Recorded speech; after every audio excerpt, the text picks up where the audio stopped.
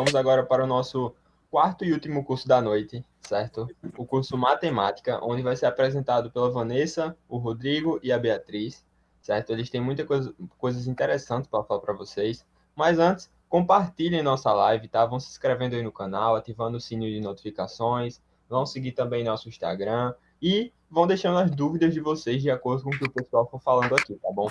Então fiquem ligados e eu passo a palavra para vocês. Boa noite, né? E sejam bem-vindos. Vai começar agora.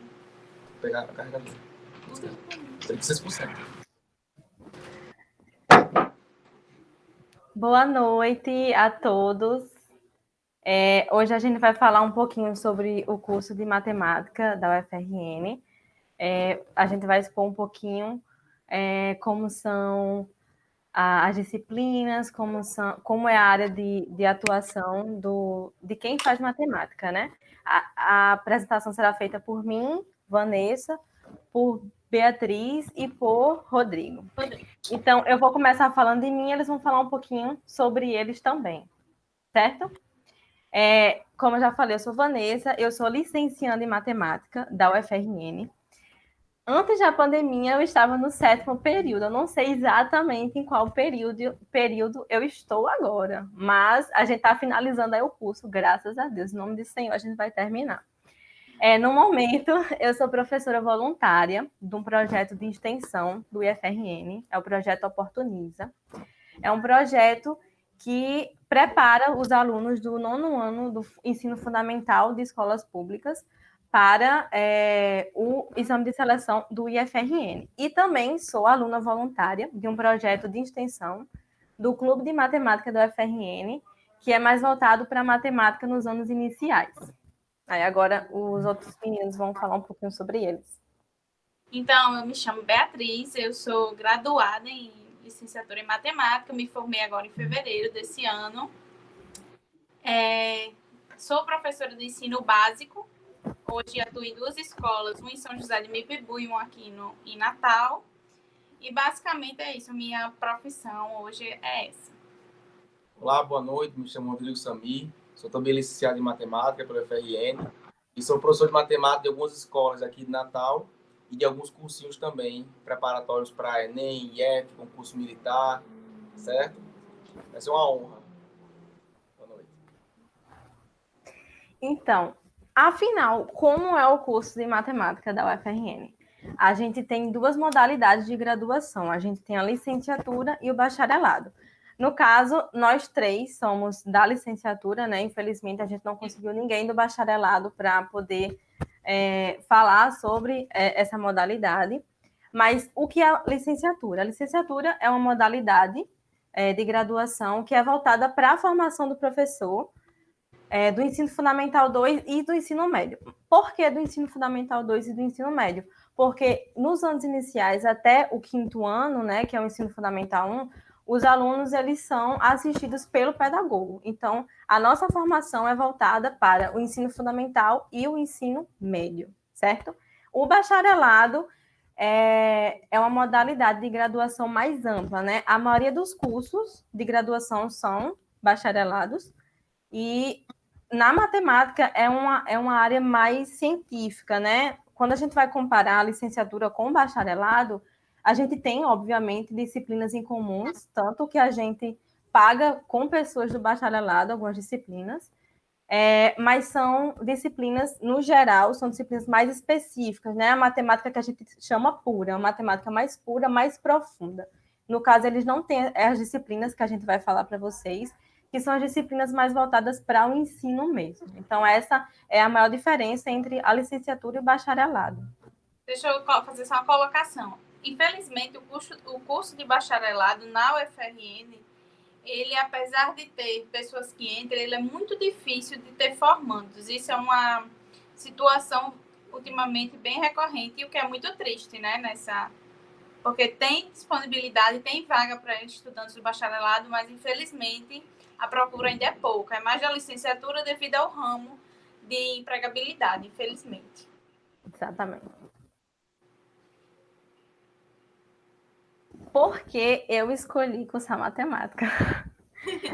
É muito engraçado, porque eu passei praticamente o meu ensino médio inteiro querendo fazer engenharia civil, né? Eu coloquei na minha cabeça que eu queria fazer engenharia civil.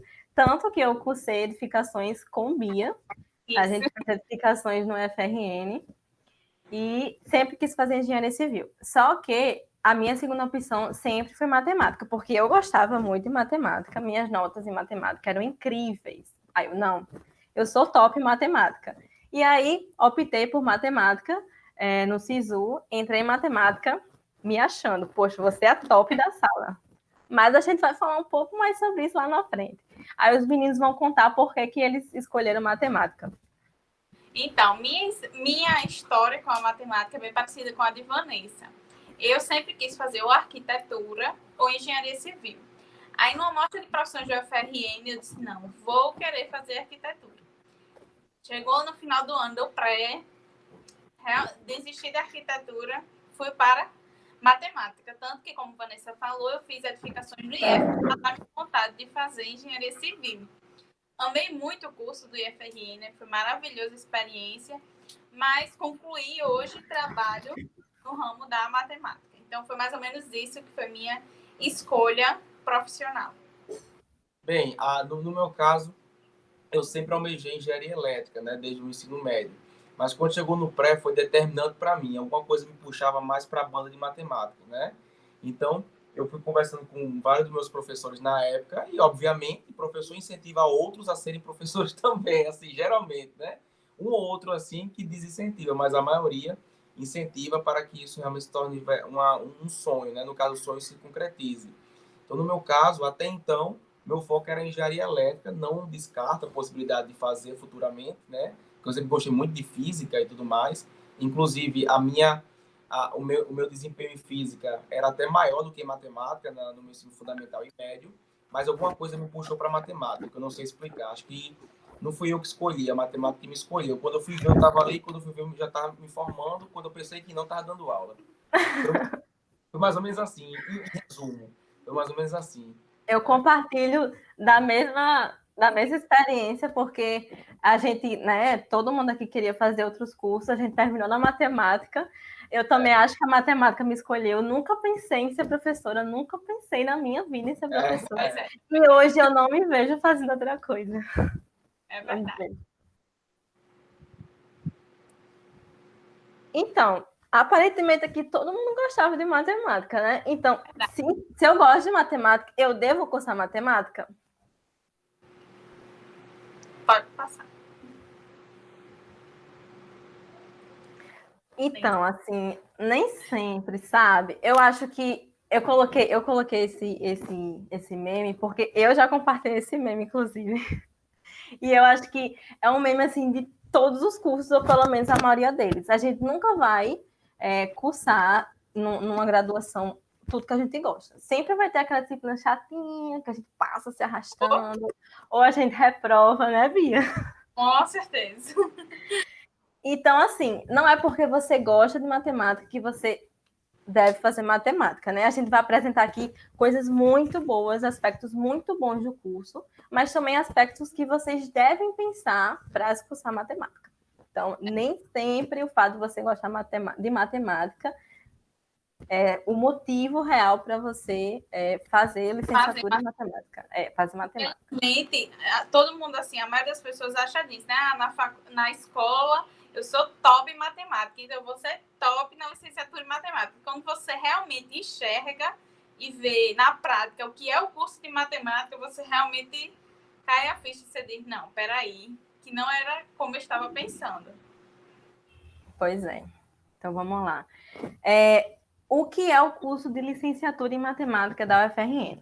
O curso tem duração de 4 anos, ou seja, 8 períodos, né? Assim, geralmente não é o que acontece. A gente costuma... e como eu também. Quem se formou em 4 anos, a gente chama de gênio. Porque...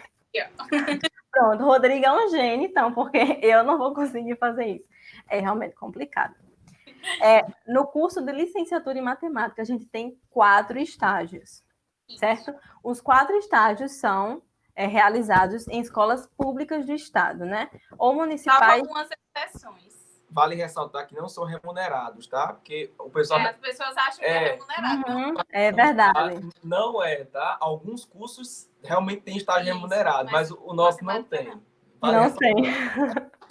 A gente, é como o próprio nome da disciplina diz, estágio obrigatório, não tem ponto correr.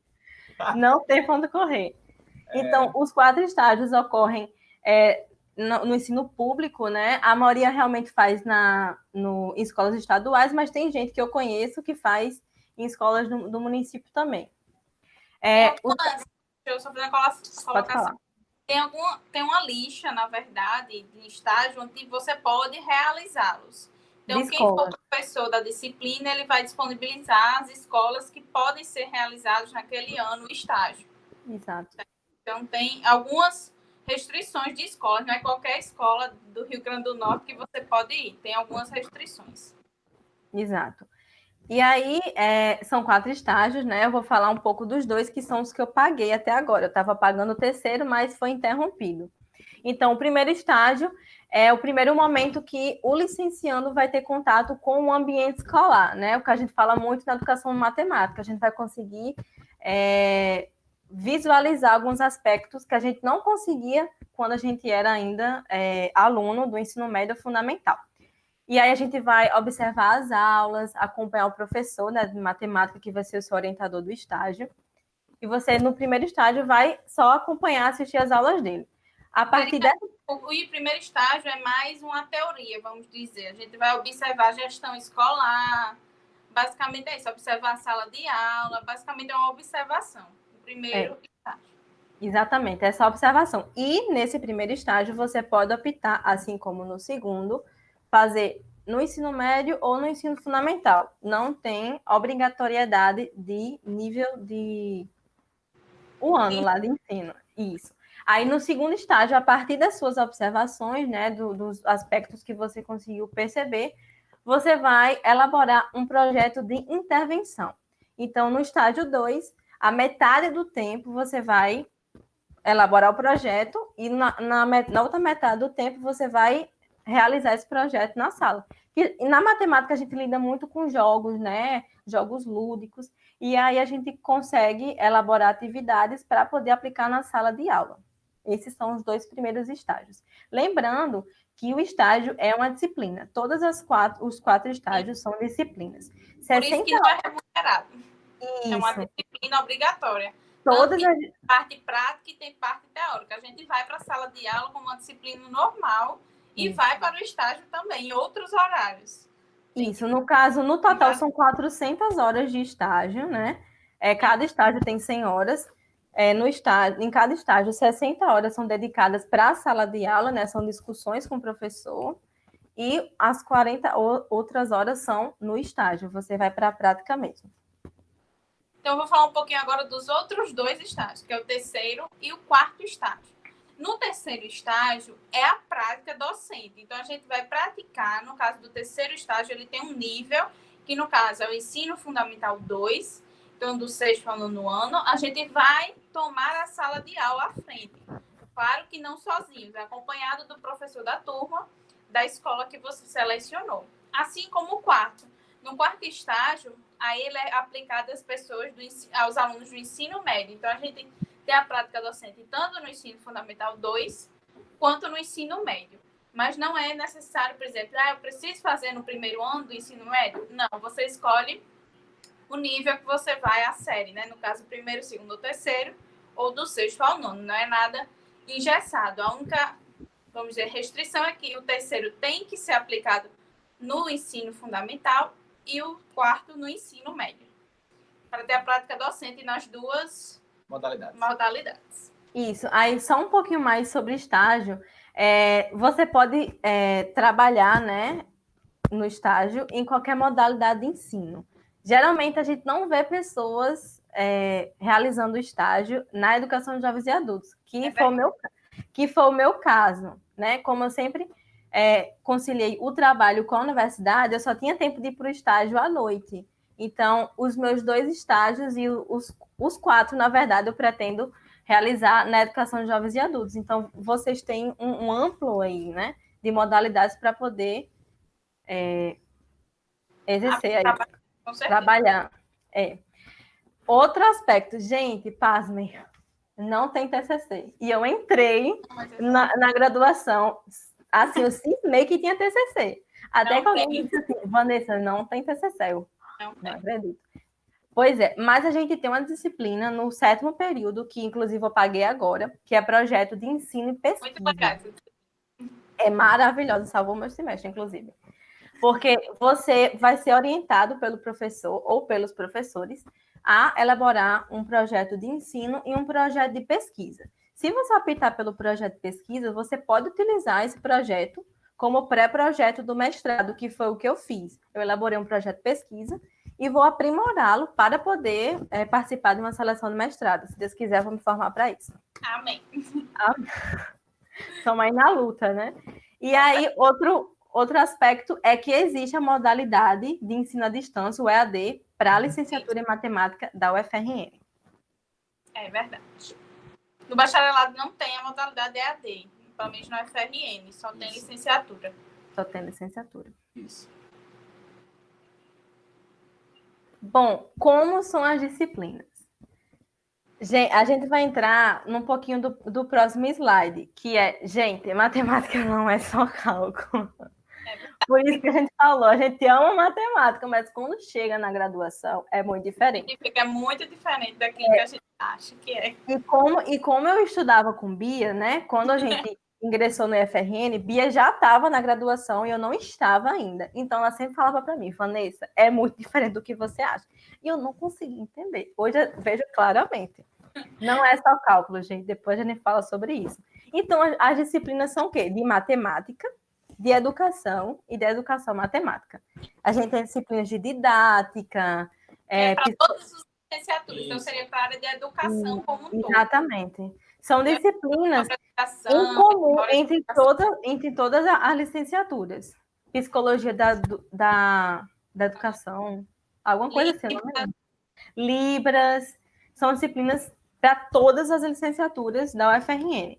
E tem as disciplinas que são voltadas para a educação matemática, que particularmente são as que eu gosto mais. Porque, assim, geralmente, quando a gente entra em matemática, né? Poxa, eu sou de exatas, eu sou fera em cálculo, só vou ver cálculo. Não. Aí, assim, geralmente a pessoa não gosta muito, isso é um estigma, inclusive, né? Não gosta muito de ler, de história, essas coisas mais humanísticas, digamos assim. E eu lembro que eu perguntei a Bia, essas disciplinas de educação são difíceis? Vanessa, você vai ver que são as melhores, e é verdade. É muita leitura, mas é muito legal, é as que eu mais gosto. É muito bom, é o momento que você tem de discutir sobre o curso, porque nas disciplinas de matemática você não tem essa oportunidade, é muito corrida, é só cálculo, o professor lá, bota quente, viu? Verdade. Pois é, a gente tem essas disciplinas de educação matemática, como didática da matemática 1, matemática 2, né? Que eu fui marcada. História da educação matemática. Isso, que são voltadas para o ensino de matemática. Tem laboratório de ensino a matemática. Tem laboratório, 1 e 2, inclusive. Legal. Isso. Então, a gente já vai entrando no próximo slide, que é sobre os mitos do curso de matemática. Bom, primeiro mito. Matemática é só cálculo? Não, meu filho. Não é só cálculo, não. E eu amei esse meme aqui, esse segundo. Porque o curso de português chama letras e o de matemática não chama contas. Porque, pasmem, a gente não vê só contas. A gente paga até o cálculo 4. 1, 2, 3 e 4. Que é ralado. Eu vou dizer logo, é ralado, viu?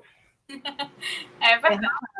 A gente tem muitas disciplinas de cálculo mesmo, só que mesmo nessas disciplinas de cálculo, que são de turmas de matemática, a gente não vê tanta aplicabilidade. A gente vê muita demonstração. Eu tô marcada com teoria dos números ainda.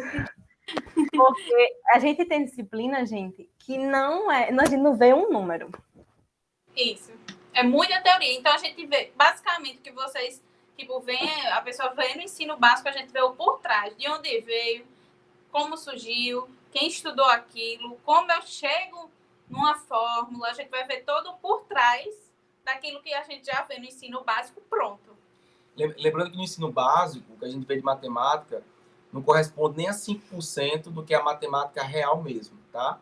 Então, no ensino básico, a gente vê praticamente uma matemática muito simplista. Pelo menos aqui no Brasil utilizando decoreba, utilizando muita coisa que não se muda há muito tempo.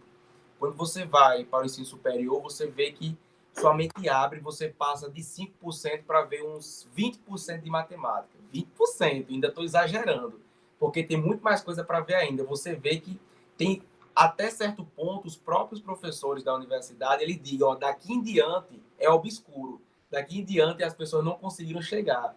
Então, a matemática, você começa a ver como ela é extremamente complexa e, ao mesmo passo, ela é extremamente importante, né? Então, é interessante que lá você começa a ver alguns % a mais de matemática, mas, repito, no ensino básico a gente só vê, vamos dizer assim, uns 5%. Por isso que quando você chega no ensino superior, você se depara com coisas... Pô, o que é isso, né? O que é isso? Nomes estranhos, nomes em alemão, nomes em francês, nomes de tudo que você imaginar, né? Então, você percebe que aquilo ali, para as pessoas que vivem daquilo, é normal. Mas para você é como se você realmente estivesse num mundo totalmente novo. Você diz, meu Deus, o que é que está acontecendo aqui? Porque são coisas aleatórias, coisas diferentes, mas depois, com o tempo, você começa a ver, peraí, faz sentido. Peraí, essa coisa depende dessa. Peraí, eu vou generalizar essa situação para outra. Então, é interessante nesse sentido. E aí, legal o que ele falou, que geralmente aqui no Brasil é assim. Então, eu estou tendo a oportunidade de ensinar para um aluno que ele não é do Brasil, ele é de fora. Então, eu estou tendo essa oportunidade, já que ele está aqui no Brasil devido à pandemia. Legal. E ele está no 7º ano, no caso de onde ele mora. Ele mora no... Eu não vou lembrar o nome da cidade, é um nome bem difícil. Então, ele mora ele estuda no 7º ano, mas aqui, comparado aqui, eu estou ensinando coisas a ele que o ensino médio daqui do Brasil vê. E para ele é uma coisa muito, muito, muito simples. Para você ver como é diferente o ensino aqui como o ensino fora, né? O ensino de fora, eles abrangem mais, eles ampliam mais para quem realmente quer estudar mais essa área da matemática, da física e etc. Nos estágios, a gente consegue perceber bem, né? Essa distinção. Eu, como vim de escola pública, eu já percebo isso há algum tempo, mas assim... a gente estuda algumas coisas e a gente percebe que em alguns países, eu não sei se todos, no ensino médio eles estudam integrais. Isso, e a gente só viu aqui, pelo menos a gente só viu na faculdade. Eu não sabia nem o que era o integral até os anos 70 fazia parte do ensino básico, o ensino de cálculo diferencial integral. Tanto que se você for pegar livros antigos de matemática, de ensino médio, Dante, Bongiorno, esses livros antigos que eu digo antigo mesmo, tipo anos 70, você vai perceber que lá havia um capítulo só para cálculo diferencial integral, que é uma coisa que você vê no ensino superior e você fica, meu Deus do céu, e às vezes é tão fácil, mas o povo acha que é muito difícil. Algumas coisas, vixe, é tão fácil para um aluno do ensino médio, com uma bagagem bem legal, aprender isso, que ele não vai sentir dificuldade. E você percebe que não é uma coisa difícil, tanto que durante muitos anos foi ensinado no ensino básico. Então, cognitivamente falando, um aluno de ensino médio, com a predisposição para matemática, com um pouco de atenção, carinho, amor e atenção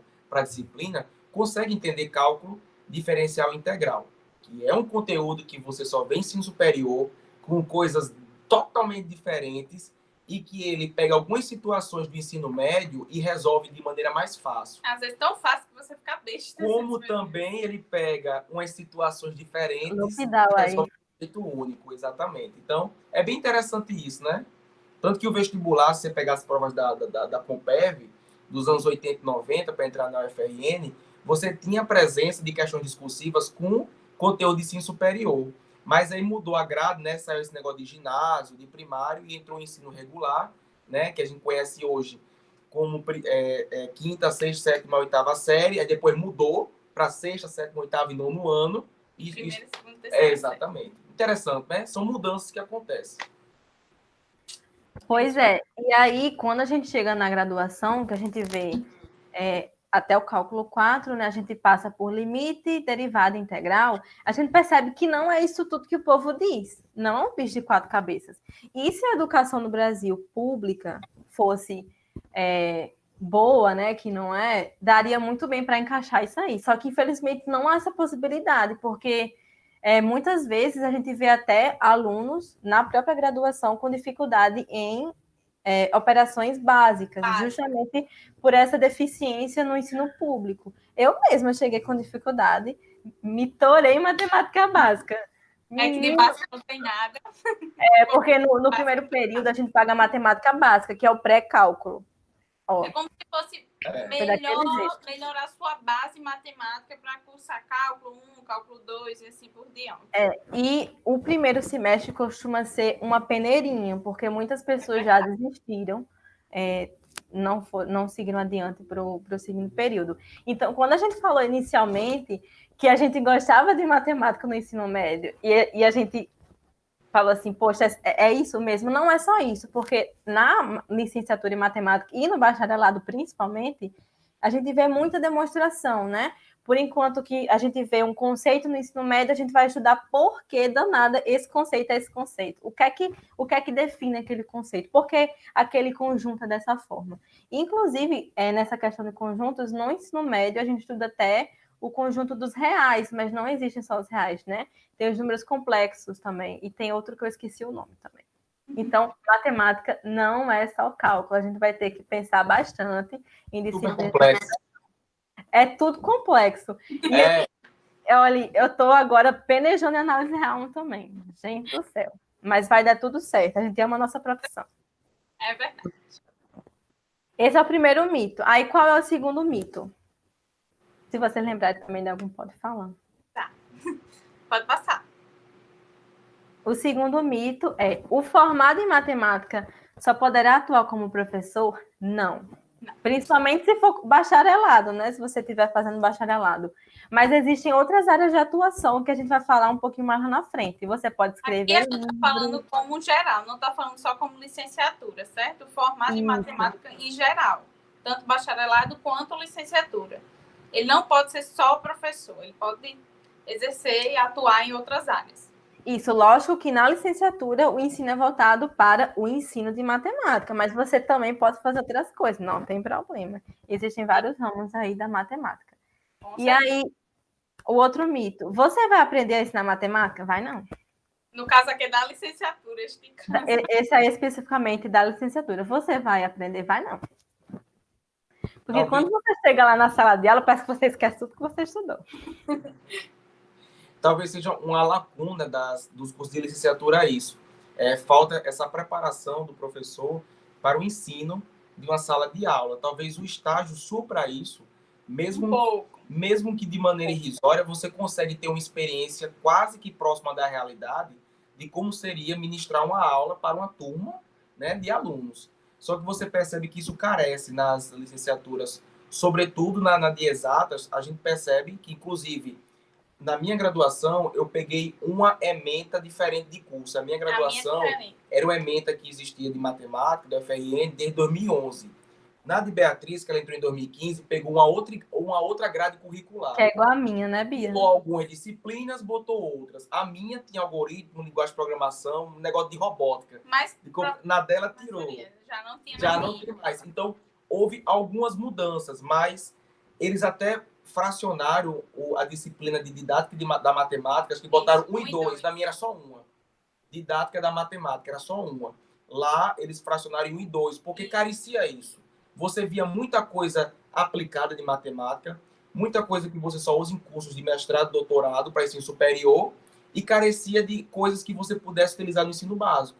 Porque então, pensando nisso, adicionaram, pegaram a ementa de didática da matemática e fracionaram em 2 disciplinas. Na minha, eu paguei só uma, mas na dela, dividiram em 2. Então, isso aí... Entre outras disciplinas. Então, né? Isso aí, de certa forma, deu para dar uma melhorada nesse sentido. Mas ainda existe a lacuna, ela existe, de que quando o professor acaba um curso desse, ele não está totalmente preparado para assumir uma sala de aula. Cabe a ele uma predisposição genética, né? Às vezes tem gente que tem facilidade para falar, tem uma boa prostração de voz, tem uma linguagem corporal boa. Então acaba que qualquer disciplina que viesse, ele já nasceu com o dom de ensinar. Só que outras pessoas talvez precisassem de um tipo de aperfeiçoamento nesse sentido e carece disso. E você vê que muitos dos professores da universidade, muitos deles, a verdade seja essa, carece de didática. Muitos deles não conseguem nem ensinar. É lendo slide, é se enrolando. Então, você vê como é uma coisa que desemboca na gente, mas vem de lá de cima. Os professores de ensino superior, sobretudo de exatas, você conta os dedos quem tem boa didática. Ou seja, você associa o quê? Didática com experiência em sala de aula. Eles estão há 30 anos lá. Como é que eles não aprenderam a dar aula? Porque carece uma formação específica para isso. E, assim, o ser professor não é apenas você chegar na sala de aula e dar a disciplina, olhar o livro didático, olhar ali, ler com os meninos e pronto. Não é isso. Ser professor, no dia a dia, tem muito mais coisas que não se é falado. Por exemplo, como elaborar. O professor tem que se manter estudando sempre para aprimorar, talvez, uma aplicação diferente, um conteúdo melhor, exercícios, puxar mais de um aluno para tentar fazer com que aquele aluno pense mais na frente, pense de maneira ampla. Ser professor é muito mais do que você chegar na sala de aula, ler um livro didático com os alunos e dar aquele conteúdo, tchau e ir embora. E não é só isso. Tem muito mais coisas. Ser professor é muito mais coisas do que isso.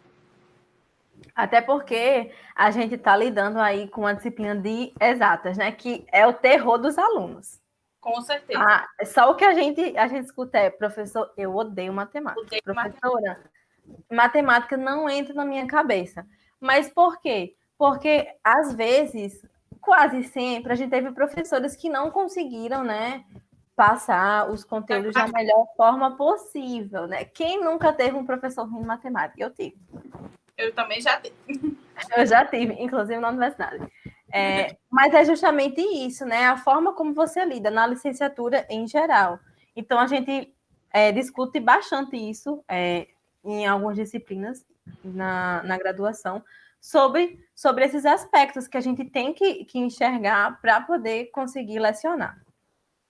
Ser professor também, a gente tem que lembrar que a gente está lidando com pessoas. Cada um pensa de uma maneira diferente, cada aluno age de uma maneira diferente. Cada turma é uma turma diferente, apesar de ser a mesma série, mas são pessoas totalmente diferentes. Então, professor é isso, a gente está lidando com pessoas, a gente tem que explicar, tenta ser melhor todo dia, ter cuidado com a fala, ter cuidado com tudo. É muito grande ser professor, é muito maravilhoso, com certeza. Ter essa troca de carinho com os alunos, de rir, de conversar na sala, de explicar, e eles chegarem para você e dizer: professora, nunca tive uma professora tão boa, eu consegui entender. Eu choro demais. Isso é maravilhoso. Não há preço, salário, não há nada no mundo que pague. Tem não. É muito gratificante a profissão do professor, demais. E a gente tenta, né, essa nova geração de professores que a gente vê de perto, como colegas, a gente vê que a gente sempre está tentando desmistificar a matemática, né? Porque as pessoas têm muita ideia de que a matemática ela foi criada por gênios e que só eles vão entender. Todo mundo é capaz de entender matemática. Então, vamos lá agora entrar mais um pouquinho sobre os cursos. Apareceu aí, acho que perdemos lá no YouTube, que é sobre os projetos que existem na UFRN, né? O primeiro deles é a monitoria. Então, a gente tem projetos de monitoria. O que seria monitoria? Seria alunos da graduação que eles colaboram, ajudam a outros alunos em tais disciplinas, em disciplinas específicas, certo? Então, esse seria mais ou menos o projeto de monitoria. A gente tem os projetos de tutoria, é bem parecido com a monitoria, certo? Que aquele tutor ele vai ser responsável por um grupo de alunos. E eles vão acompanhando. O tutor, ele meio que engloba todas as disciplinas, vamos dizer assim. Já a monitoria é uma disciplina específica. A gente tem a pesquisa, que seria a nossa iniciação científica, que há pesquisas em matemática, história da educação matemática, história da matemática e assim por diante. A gente tem várias pesquisas que são professores. Temos a parte de extensão, que foi uma das que eu já atuei. A parte de extensão seria você sair da UFRN. É um projeto onde a gente sai da UFRN e vai aplicar ele nas escolas públicas do Rio Grande do Norte e de Natal, na verdade, né? A maioria em Natal. O PIBID. Aí a gente vai até exemplificar alguns. Tem programas e tem projetos de extensão. Eu participei de um projeto de extensão, não foi um programa, que a gente participou até juntos em um desse projeto. E a gente tem o apoio técnico, que eu já fiz, que eu fui monitora do laboratório de ensino da matemática. O que é o laboratório de ensino da matemática? Nada mais é do que um laboratório que ele tem materiais, vamos dizer, lúdicos, para ensinar conteúdos, conceitos de matemática. É um espaço bem legal e esse espaço também é utilizado para os estudantes, para estudarem. O LAN, eu não sei se hoje ainda recebe visitas, mas eles antigamente recebiam visitas. Tem vários materiais bem legais lá e é muito legal. Só lembrando que esses projetos de monitoria, como o PET, né? Eles são remunerados também. Tem alguns que são remunerados, né? Tem bolsas e tem outras opções que são voluntárias. Isso, mas tem uma parte remunerada. Não é como no estágio. No estágio você não vai ganhar nada. Agora tem esses projetos, inclusive de pesquisa também, tem alguns que são remunerados também. Tem uns que são remunerados. Isso, e vale ressaltar que muitos dos alunos da graduação optam e aceitam essas bolsas, mesmo que não sejam remuneradas, porque existe uma carga horária para ser cumprida com bolsas, né? Então, acaba que você sabe que as bolsas remuneradas são bem escassas, que a verdade seja dita. Está diminuindo, Tá diminuindo os cortes e tudo mais. Então, as coisas não estão tão fáceis assim como eram antes. Então, às vezes, o aluno precisa completar aquela carga horária, porque sem aquela carga horária, ele não se forma.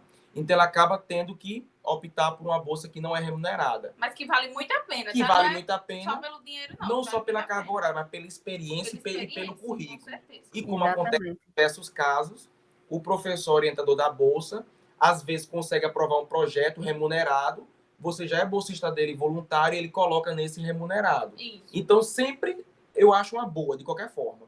Remunerado ou não, eu acho uma boa. São sempre experiências muito colaborativas com o trabalho, tanto pesquisa como extensão, apoio técnico, tudo ajuda a gente a crescer como professor, como pessoa, a gente tem experiências diferentes, ver pessoas que têm visões diferentes da nossa, isso é muito, muito, muito bom. Então, é uma da parte boa o dinheiro, vamos dizer assim, seja só um colaborador para facilitar nosso trajeto, seria o nosso mantimento, basicamente seria esse. Esse é o objetivo da remuneração da bolsa.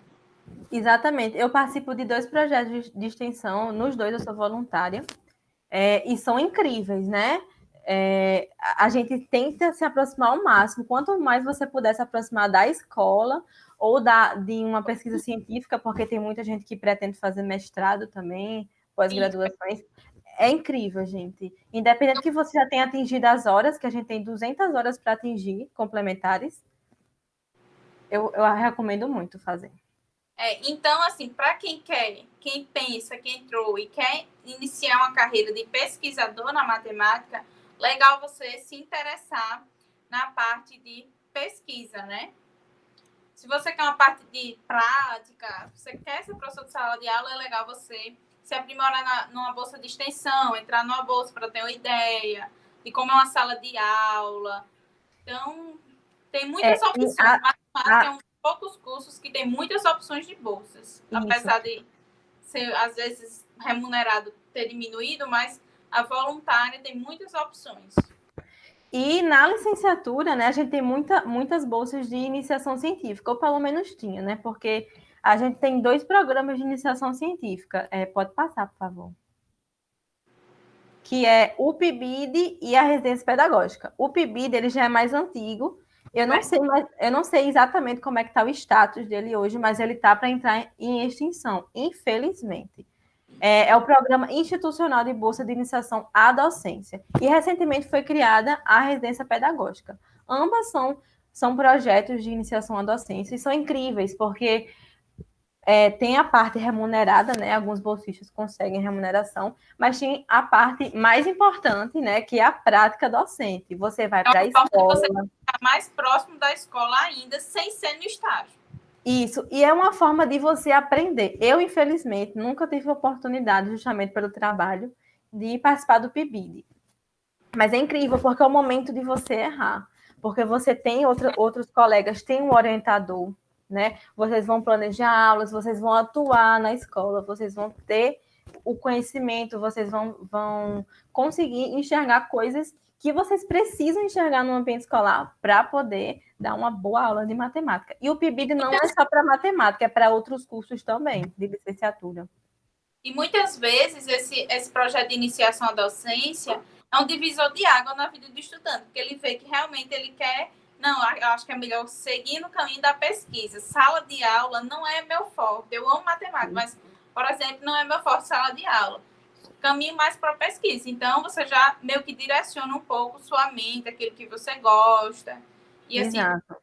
Porque na matemática a gente tem, como os meninos falaram, muitas opções: iniciação científica, pesquisa, iniciação à docência, então você vai se adequando. Para mim, o estágio 1 foi um divisor de águas, foi quando eu falei assim, eu quero ser professora, porque eu amei, enfim, eu sou suspeita a falar.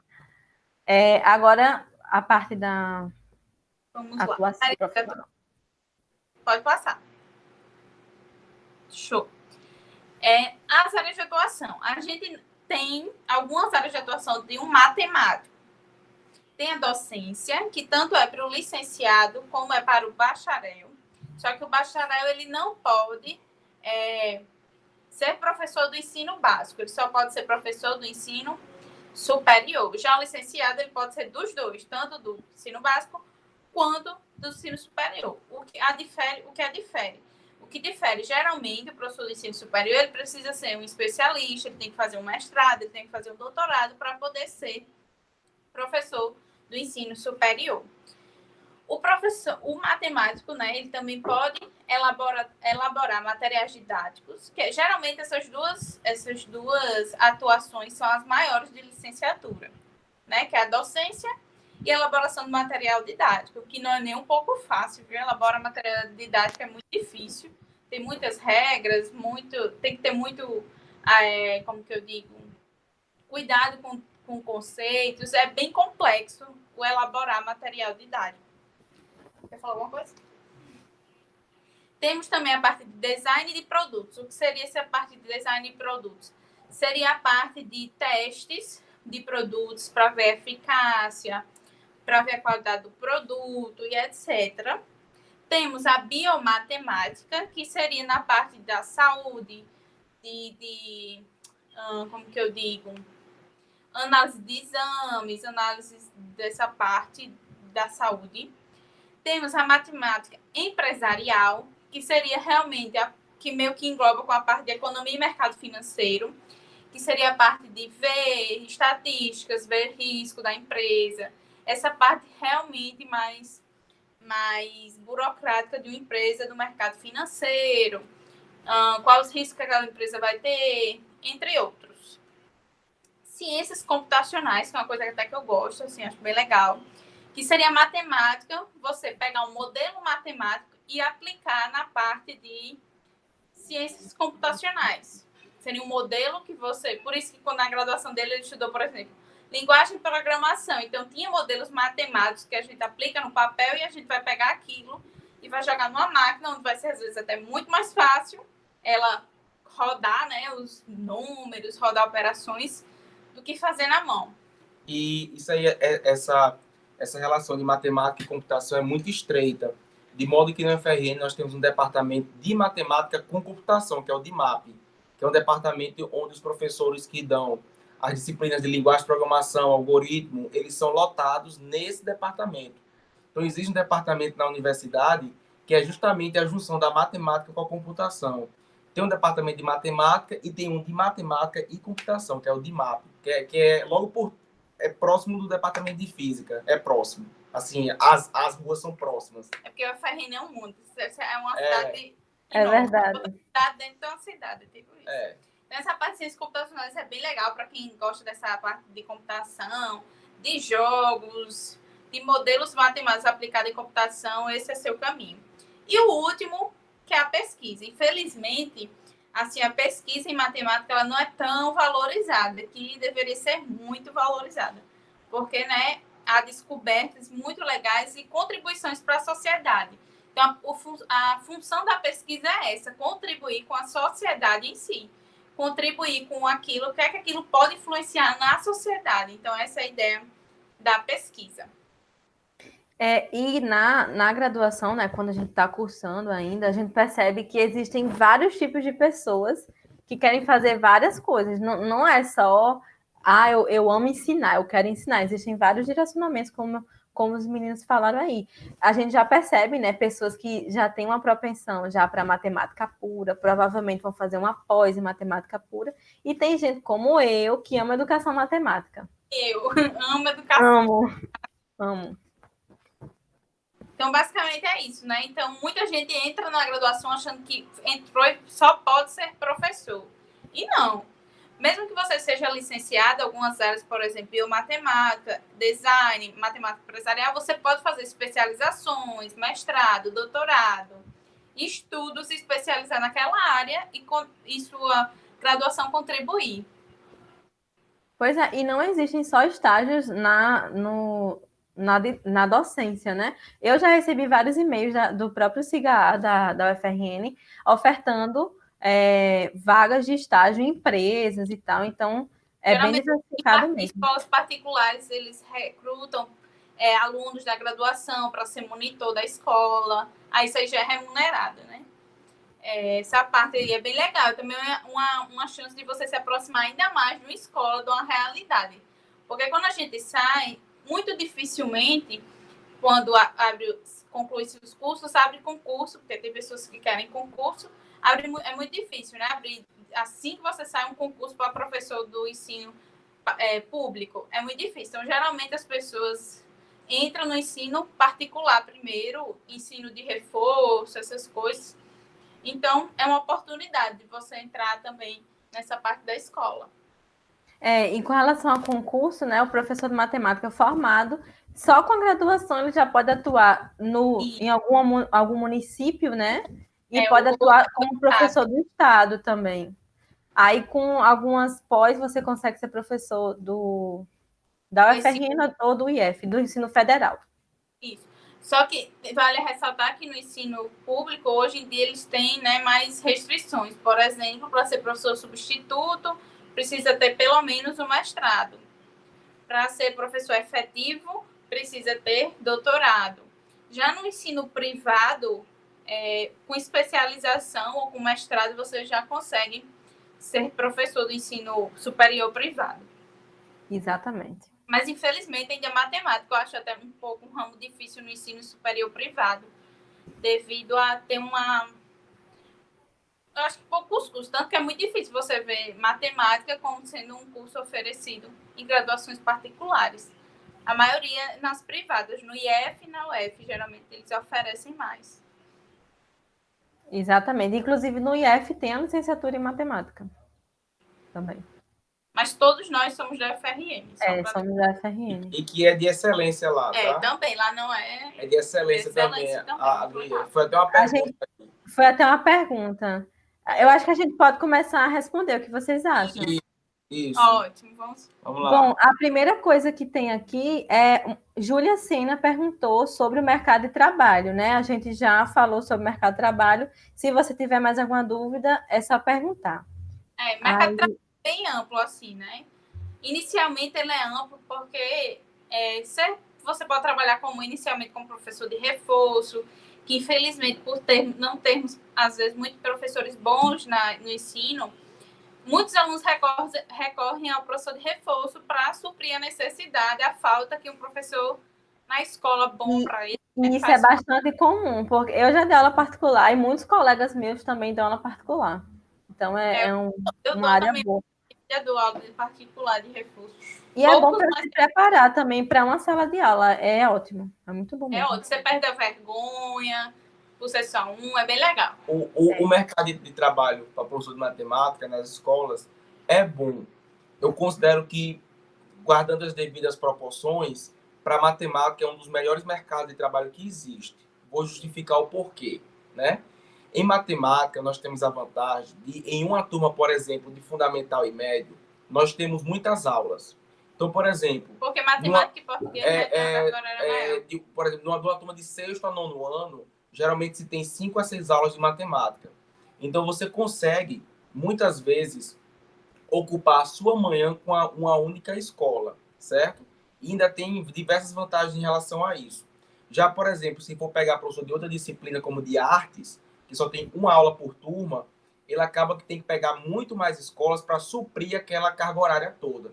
Então, matemática e português, essas duas disciplinas, tem essa vantagem que ele concebe uma boa remuneração, porque a partir do momento que você entra numa escola, você já começa com a carga horária maior do que dos outros. Isso. Né? Então, o mercado de trabalho para matemática eu considero bom. Também. Não é uma disciplina substituível, isso é bom para a gente, ou seja, é necessário, toda escola tem que ter. Não é uma disciplina, escola tal está oferecendo matemática. Não, é obrigatório. Então, é uma coisa que tem que ter, diferente de outras disciplinas, que algumas escolas oferecem e outras não. Mas matemática não, é uma coisa obrigatória. Tem uma alta carga horária. Por isso tem mais professores, tem mais vagas. Né? Existe vaga nas escolas, quando tem concurso público. Matemática e português é onde tem mais vagas, onde mais chamam nos concursos públicos, só perde para pedagogia. E quando tem concurso que envolve pedagogia, chama 400 de uma vez só. Então, matemática e português tem essa grande vantagem para concurso, certo? Então, já assim, eu estou meio que puxando a sardinha para o nosso lado. Né? Eu estou estimulando todos a fazerem matemática aí, né? Tirando que tem também a questão de, como o Rodrigo falou, a matemática está em todas as séries. Por exemplo, física. Física você só vai atuar em turmas do ensino médio, né? Então, e uma carga pequena, não é uma carga exato, exatamente. É a questão de biologia, química e física. Isso. Deixa eu ver outra pergunta aqui. Thales Costa, é difícil conseguir esses estágios ou a faculdade disponibiliza?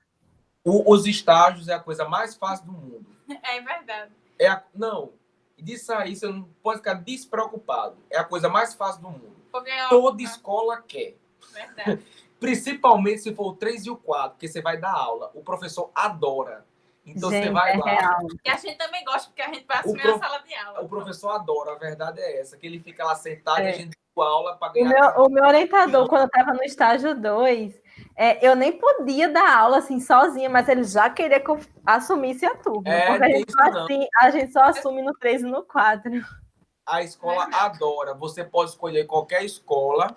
A gente só tem que ter o cuidado que, geralmente, as escolas que o estágio permite são as escolas estaduais.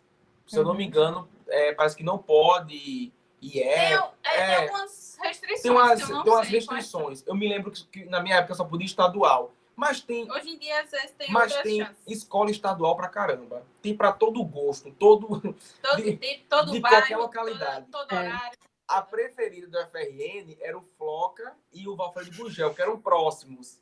Todo então, mundo corria, lá era assim de gente. Você chegava lá, parecia um setor 3 do FRN, tanto gente da graduação que você via. Então, mas não é difícil, você consegue arrumar bem pertinho. Na sua escola, do lado da sua casa, tu vai à escola e ela está dentro da cama, você pode estagiar.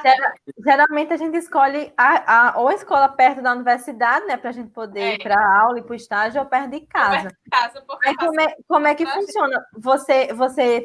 O professor vai lhe dar uma guia, né, para você chegar na escola. Você conversa com o professor, você vai me aceitar aqui? Diretor fala, também. Com o diretor também. É super fácil, gente.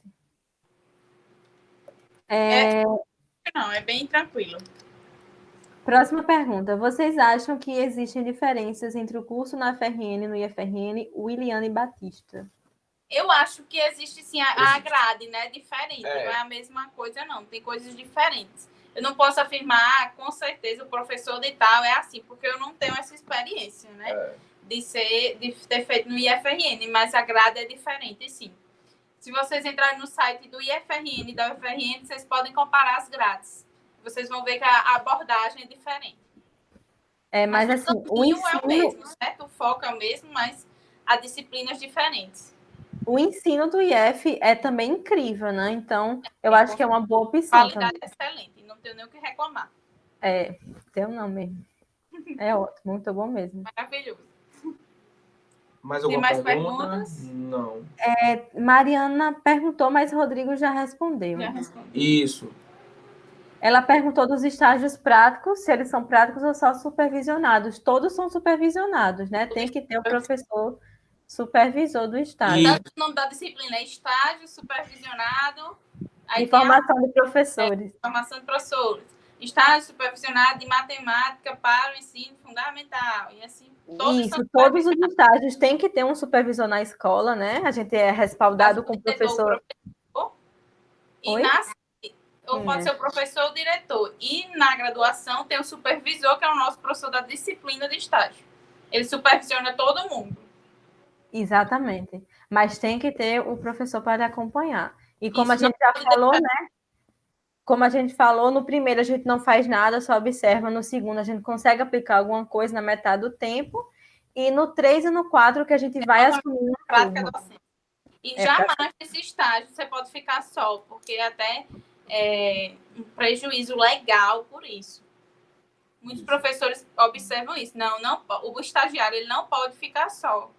Porque ele precisa, é obrigatório o professor estar sempre na sala de aula para acompanhar, supervisionando. Exatamente. Ele não pode ficar sozinho. Como a gente assume a turma nos estágios 3 e 4, né? Aí o professor, às vezes, se sente à vontade de deixar lá com o estagiário. Não pode.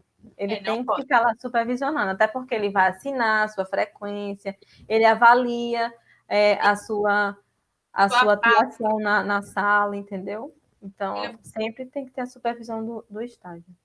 Vale ressaltar também que no estágio tem relatório, certo? No final, a gente precisa fazer um relatório em cada estágio. Então, a gente faz 4 relatórios, um para cada prática que a gente fez. Tem um relatório.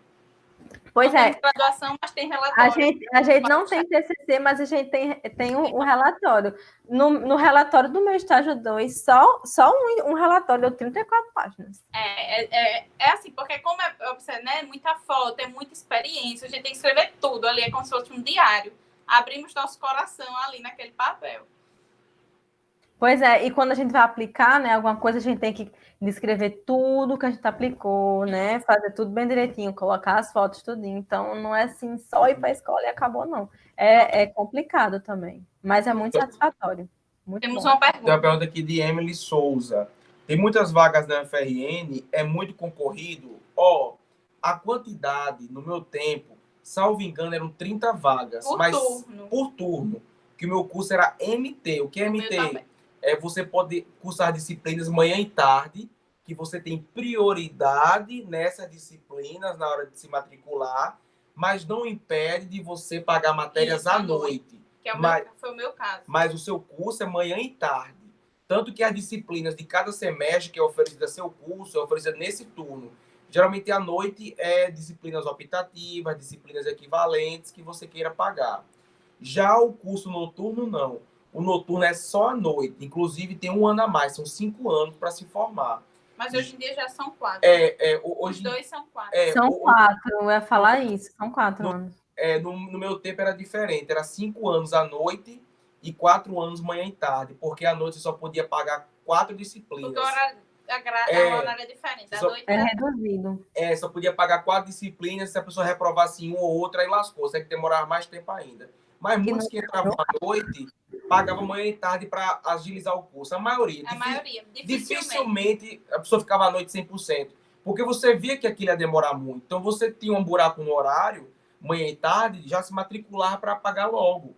Entendeu? Principalmente quando é só... Então, basicamente, seriam o quê? 30 vagas manhã e tarde, 30 vagas noturno e 30 vagas para bacharelado. Então, seria... Matemática em si seria 90 vagas. Lembrando que o ingresso é só no primeiro semestre. Isso, só entra no primeiro semestre. Só tem uma... Infelizmente, como Vanessa já disse, tem uma peneirinha. Então, muita gente sai e essas vagas sobram. Isso, foi a pergunta dela. É concorrido? Não é, nem um pouco. As pessoas desistem no começo, no meio e no fim. Eu vou até falar aqui a nota de corte em matemática do Enem do ano passado, foi 631. Isso aí é para ampla concorrência, provavelmente. Infelizmente, as licenciaturas hoje em dia elas estão sendo um pouco valorizadas. Por isso que a concorrência ela é muito pequena, porque muita gente não quer não se ver sendo professor. Pois é, exatamente. Mas assim, vale muito a pena se realmente você gosta, se você se interessou por alguma área da atuação, vale muito a pena. Independente de qualquer licenciatura, ser professor é muito gratificante. Gente, é a coisa mais linda. Ser professor é muito legal, é maravilhoso. É muito lindo. Os meninos chegam assim, professora, eu aprendi a gostar de matemática por sua casa. Assim, eu me derramo em lágrimas, eu me desmancho em lágrimas. É muito gratificante você mudar aquele estigma na criança, no aluno, né? Porque muitos não sabem. Tem uma pergunta. Uma outra pergunta. De Júlia Sena, para fazer um concurso para professor de matemática do estado e município, é necessário pós-graduação? Não. Só basta ser formado. Você só precisa ser graduado, licenciado em matemática. Licenciado em matemática. Só vale ressaltar que, assim, não é uma exigência, mas tem a prova de títulos, né? Se você tiver algum mestrado, suas chances de entrar aumentam. Mas não é obrigatório, não, porque no ensino superior é obrigatório. É verdade. Vamos finalizar.